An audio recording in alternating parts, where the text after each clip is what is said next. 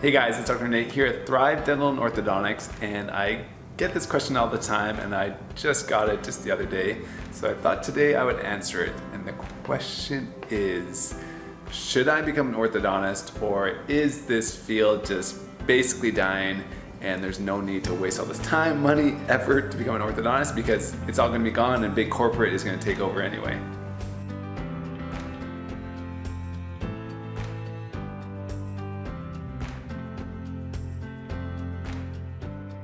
Alright guys, so yeah, I have got this question, so many times.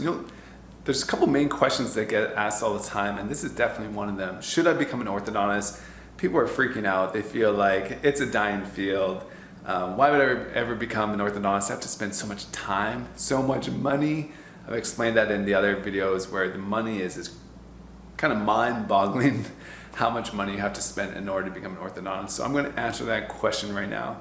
Before I do that, check out our living wall. I just made that living wall yesterday. I think it's amazing. It's actually pretty affordable. Only took me like 30 minutes to put up. Anyway, totally side note. Okay, so is orthodontics a dying field? And let's figure it out. So let's see, the orthodontist, let's give me a little history. As you know, if you become an orthodontist, they love to talk about the history of orthodontics.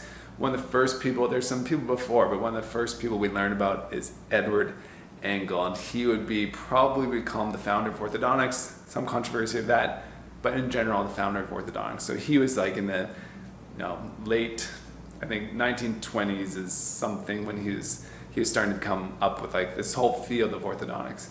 And back then, orthodontics was freaking tough.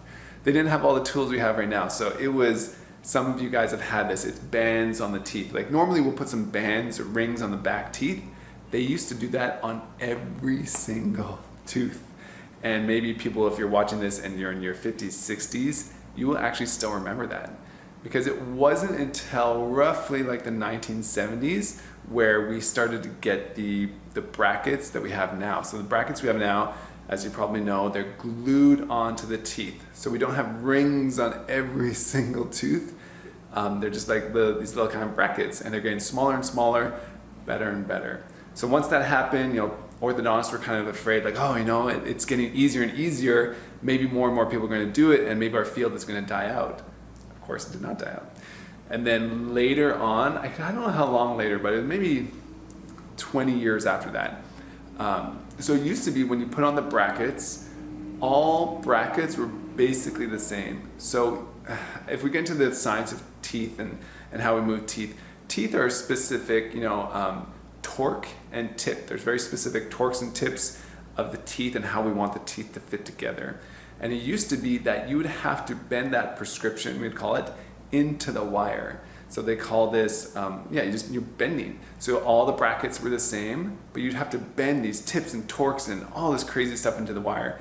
And I'm not gonna lie, I did one case, it's called a tweed case, when I was in residency, and it was so hard. I couldn't do it. I needed help from the faculty because it is so hard. Every tooth has a specific tilt and turn, and it was so hard. And that's what they used to have to do. And it was so specialized, it was so tough that unless you went to school forever and that's all you did, it wasn't realistic for a general dentist or anybody else really to do it. And what happened was some very smart people realized, hey, why are we doing this? Why do we have just generic brackets for each tooth? Why don't we build the prescription into the bracket? And I've talked about this before, and that's why each bracket is so different and each orthodontist is so different, because the prescription is in the bracket now. And so we call this a straight wire appliance. So now basically you put the straight wire in. If you've seen, I've showed you in other videos, it's basically like the circular kind of straight wire that you put into the mouth, and the brackets do all the stuff for you. So they have the tips and the torques built into the bracket. So when that happened, of course, all the orthodontists were saying, hey, you know what, this used to be so hard, it used to be so specialized. Now everybody's gonna do it because it's so easy. All you do is put this wire in there, everything kind of fixes itself. But of course that didn't happen. The orthodont field grew and grew and grew. Then what happened is in the 2000s-ish, another huge product came, which you've all probably heard about, called Invisalign. Invisalign came along and it basically seemed like it replaced braces. Obviously at that time it wasn't as amazing as it is now, but it's getting better and better and better. And so people would say, hey, you know what? Anybody can do this. You just take an impression, send it out to Invisalign, and boom, magic kind of happens. And all the orthodontists were thinking, we're done. We're done. All the general dentists can be doing this. Everybody can do this. We're done. We're dying field. And of course, that didn't happen.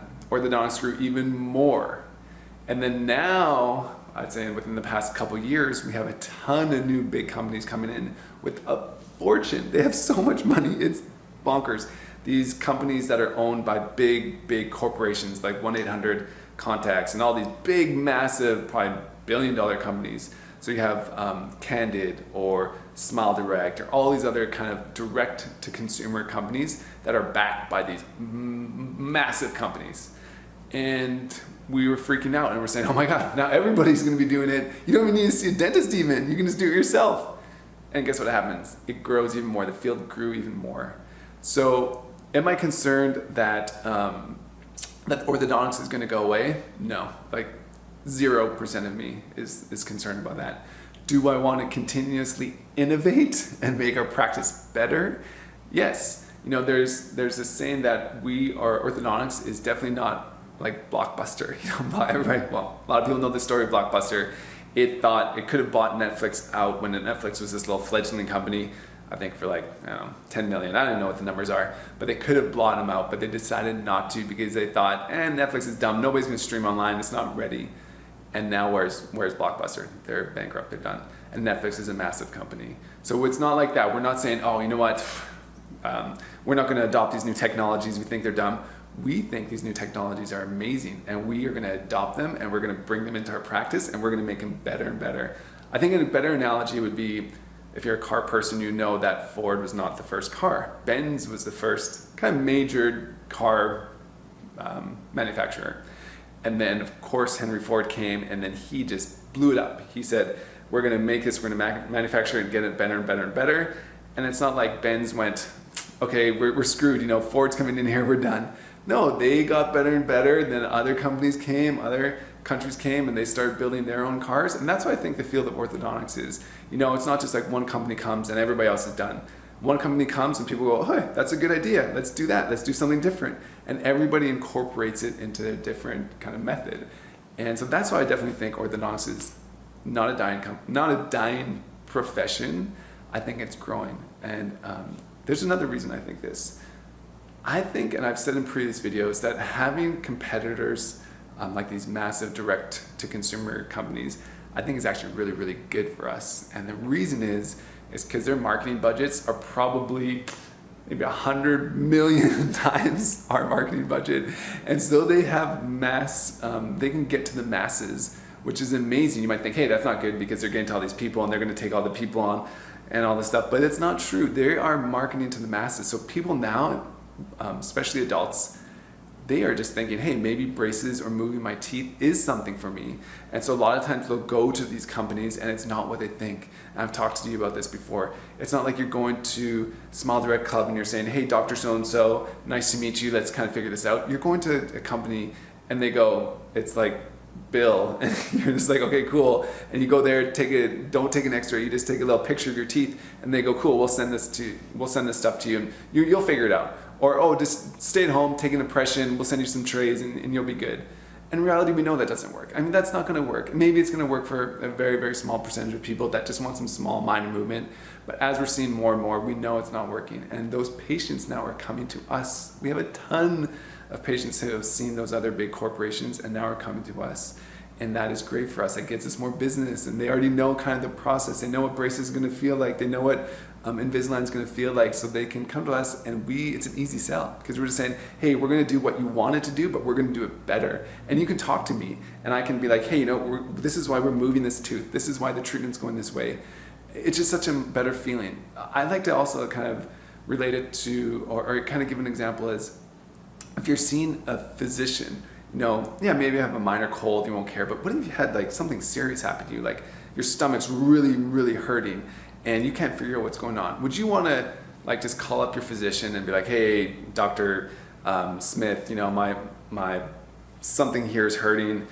what is it? Like, what's going on? No, like, you don't want to do that. Maybe there's a small percentage of people that want to do that, and there's a small percentage of people that will want to do those other big companies. But in general, you want to go in, you want to say, hey, like, look at this, like what's going on? Like, feel this, like, x-ray me, like, give me an MRI. I want to talk to you, I want to figure it out, like, why is this happening? And I think that's kind of more and more what our field is becoming. People want these interactions with people. They want to know that we're doing a good job. They want to get their smile they deserve. I mean, they're spending a good amount of money on their smile, so they want to be able to talk to somebody. They want to make sure it's good. They may have thought, hey, they wanted one thing, and then mid-course they want something different. So we go, cool, we can correct that. And that's what we give here. But there's a lot of other things we're doing to help make sure we're progressing and getting better. One example would be, maybe if I were an orthodontist 20, 30 years ago, I might have opened up my own practice, did it by myself, got referrals, all that good stuff. Now it's different. I think you can still do that. I think it's more difficult though. So now we team up with orthodontists. We team up with other specialties in order to make our practices better, to make it more attractive.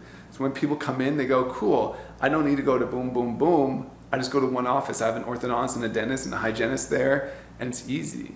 We're incorporating Invisalign. People want these clear liners. We're incorporating that into our practice. We're incorporating digital dentistry. There's a lot of things that are digital. We barely have folders where we're taking notes and stuff. Everything's kind of digital online. A lot of things like just there's so many different things that we're trying to innovate and get better so that we can stay ahead, so that we're not the blockbuster. So that's what I think. I thank you for asking me this question. I forget who it is. There's one that I just read just like a day or two ago. But yes, I love getting this question because I get it all the time. I think orthodontics is an amazing field. All right, guys, there you go. So those are my thoughts on if I should become an orthodontist. And as you know, I think orthodontics is amazing. I think it's a growing field. I think it's just getting better and better and better. So if you have any questions or comments, obviously you can tell I'm doing my best to answer them. If you have any questions or comments, please leave them below. Please subscribe, and I'll talk to you guys soon.